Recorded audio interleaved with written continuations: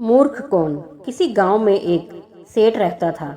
उसका एक ही बेटा था जो व्यापार के काम से परदेश गया हुआ था। सेठ की बहू एक दिन कुएं पर पानी भरने गई। घड़ा जब भर गया तो उसे उठाकर कुएं की मुंडेर पर रख दिया और अपना हाथ मुंह धोने लगी।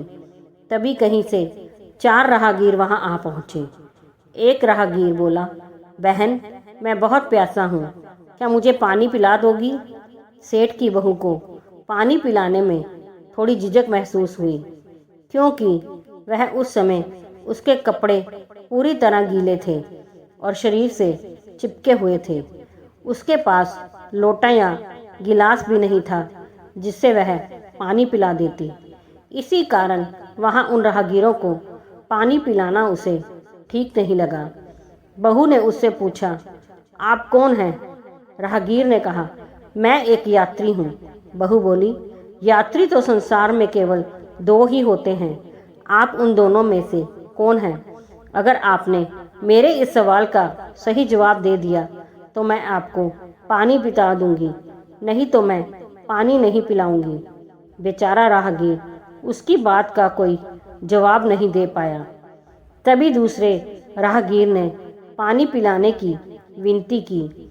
बहू ने दूसरे राहगीर से पूछा, अच्छा, तो आप बताइए कि आप कौन हैं? दूसरा राहगीर तुरंत बोल उठा, मैं तो एक गरीब आदमी हूँ। सेठ की बहू बोली, भैया, गरीब तो केवल 2 ही होते हैं। आप उनमें से कौन हैं? प्रश्न सुनकर दूसरा राहगीर चकरा गया। उसको कोई जवाब नहीं सूझा तो वह चुपचाप हट गया। तीसरा राहगीर बोला, बहन, मुझे बहुत प्यास लगी है, ईश्वर के लिए तुम मुझे पानी पिला दो।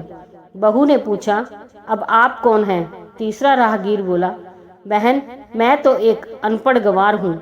यह सुनकर बहू बोली, अरे भाई, अनपढ़ गंवार तो इस संसार में बस 2 ही होते हैं। आप उनमें से कौन हैं?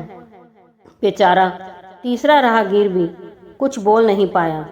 अंत में चौथा राहगीर आगे आया और बोला, बहन, मेहरबानी करके मुझे पानी पिला दे। प्यासे को पानी पिलाना तो बड़े पुण्य का काम होता है। सेठ की बहू बड़ी ही चतुर और होशियार थी। उसने चौथे राहगीर से पूछा, आप कौन हैं?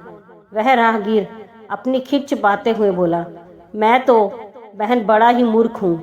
बहू ने कहा, मूर्ख तो संसार में केवल 2 ही होते हैं। आप उनमें से कौन हैं? वह बेचारा भी उसके प्रश्न का उत्तर नहीं दे सका। चारों पानी पिया बगैर ही वहां से जाने लगे तो बहू बोली, यहाँ थोड़ी सी ही दूर पर मेरा घर है, आप लोग कृपया वहीं चलिए, मैं आप लोगों को पानी पिला दूंगी। चारों राहगीर उसके घर की तरफ चल पड़े। बहू ने इसी बीच पानी का घड़ा उठाया और छोटे रास्ते से अपने घर पहुंच गई। उसने घड़ा रख दिया और अपने कपड़े ठीक तरह से पहन लिए। इतने में वे चारों राहगीर उसके घर पहुंच गए।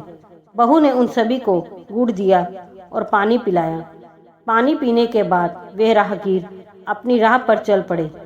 सेठ उस समय घर में एक तरफ बैठा यह सब देख रहा था। उसे बड़ा दुख हुआ। वह सोचने लगा, इसका पति तो व्यापार करने के लिए परदेश गया है और यह उसकी गैर हाजिरी में पराए मर्दों को घर बुलाती है, उनके साथ हंसती बोलती है। इसे तो मेरा भी लिहाज नहीं है। यह सब देख अगर मैं चुप रह गया तो आगे से इसकी हिम्मत और बढ़ जाएगी। मेरे सामने इसे किसी से बोलते बतियाते शर्म नहीं आती तो मेरे पीछे ना जाने क्या क्या करती होगी।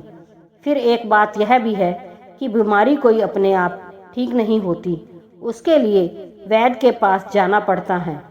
क्यों ना इसका फैसला राजा पर ही छोड़ दूं। यही सोचता वह सीधा राजा के पास जा पहुंचा और अपनी परेशानी बताई। सेठ की सारी बातें सुनकर राजा ने उसी वक्त बहू को बुलाने के लिए सिपाही बुलवा भेजे और उनसे कहा, तुरंत सेठ की बहू को राजसभा में उपस्थित किया जाए।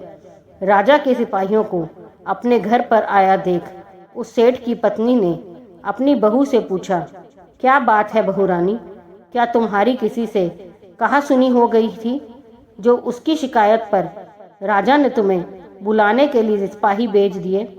बहू ने सास की चिंता को दूर करते हुए कहा, नहीं सासू माँ, मेरी किसी से कोई कहा सुनी नहीं हुई है, आप जरा भी फिक्र ना करें। सास को आश्वस्त कर वह सिपाहियों से बोली, तुम पहले अपने राजा से यह पूछकर आओ कि उन्होंने मुझे किस रूप में बुलाया है, बहन बेटी या फिर बहू के रूप में, किस रूप में मैं उनकी राजसभा में आऊं। बहू की बात सुन सिपाही वापस चले गए। उन्होंने राजा को सारी बातें बताई। राजा ने तुरंत आदेश दिया कि पालकी लेकर जाओ और कहना कि उसे बहू के रूप में बुलाया गया है।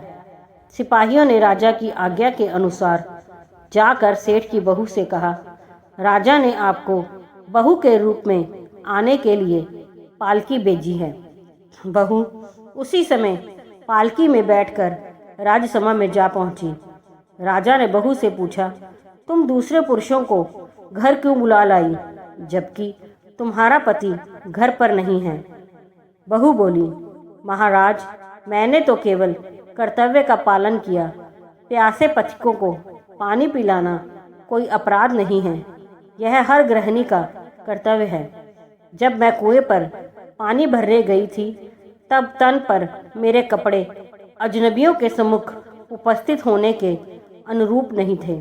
इसी कारण उन राहगीरों को कुएं पर पानी नहीं पिलाया। उन्हें बड़ी प्यास लगी थी और मैं उन्हें पानी पिलाना चाहती थी। इसीलिए उनसे मैंने मुश्किल प्रश्न पूछे और जब वे उनका उत्तर नहीं दे पाए तो उन्हें घर बुला लाई। घर पहुंचकर ही उन्हें पानी पिलाना उचित था। राजा को बहू की बात ठीक लगी।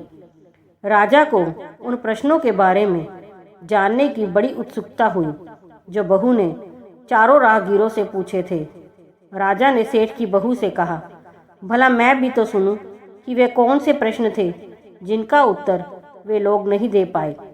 बहू ने तब वे सभी प्रश्न दोहरा दिए। बहू के प्रश्न सुन राजा और सभासद चकित रह गए। फिर राजा ने उससे कहा, तुम खुद ही इन प्रश्नों के उत्तर दो, हम अब तुमसे यह जानना चाहते हैं। बहू बोली, महाराज, मेरी दृष्टि में पहले प्रश्न का उत्तर है कि संसार में सिर्फ दो ही यात्री हैं, सूर्य और चंद्रमा। मेरे दूसरे प्रश्न का उत्तर है कि बहू और गाय इस पृथ्वी पर ऐसे दो प्राणी हैं जो गरीब हैं। अब मैं तीसरे प्रश्न का उत्तर सुनाती हूँ। महाराज, हर इंसान के साथ हमेशा अनपढ़ गवारों की तरह जो हमेशा चलते रहते हैं, वे हैं भोजन और पानी।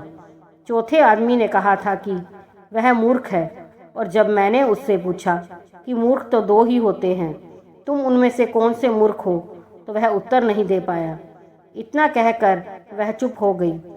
राजा ने बड़े आश्चर्य से पूछा, क्या तुम्हारी नज़र में इस संसार में सिर्फ दो ही मूर्ख हैं? हाँ महाराज, इस घड़ी, इस समय मेरी नज़र में सिर्फ दो ही मूर्ख हैं। राजा ने कहा, तुरंत बतलाओ कि वे दो मूर्ख कौन हैं। इस पर बहू बोली, महाराज, मेरी जान बख्श दी जाए तो मैं इसका उत्तर दूं। राजा को बड़ी उत्सुकता थी यह जानने की कि वे दो मूर्ख कौन हैं, सो उसने तुरंत बहू से कह दिया, तुम निसंकोच होकर कहो, हम वचन देते हैं तुम्हें कोई सज़ा नहीं दी जाएगी। बहू बोली, महाराज, मेरे सामने इस वक्त बस दो ही मूर्ख हैं। फिर अपने ससुर की ओर हाथ जोड़कर कहने लगी, पहले मूर्ख तो मेरे ससुर जी हैं, जो पूरी बात जाने बिना ही अपनी बहू की शिकायत राज दरबार में की। अगर इन्हें शक हुआ ही था तो यह पहले मुझसे पूछ तो लेते, मैं खुद ही इन्हें सारी बातें बता देती। इस तरह घर परिवार की बेइज्जती तो नहीं होती। ससुर को अपनी गलती का एहसास हुआ। उसने बहू से माफ़ी मांगी। बहू चुप रही। राजा ने तब पूछा, और दूसरा मूर्ख कौन है? बहू ने कहा, दूसरा मूर्ख खुद इस राज्य का राजा है, जिसने अपनी बहू की मान मर्यादा का जरा भी ख्याल नहीं किया और सोचे समझे बिना ही बहू को भरी राजसभा में बुलवा लिया।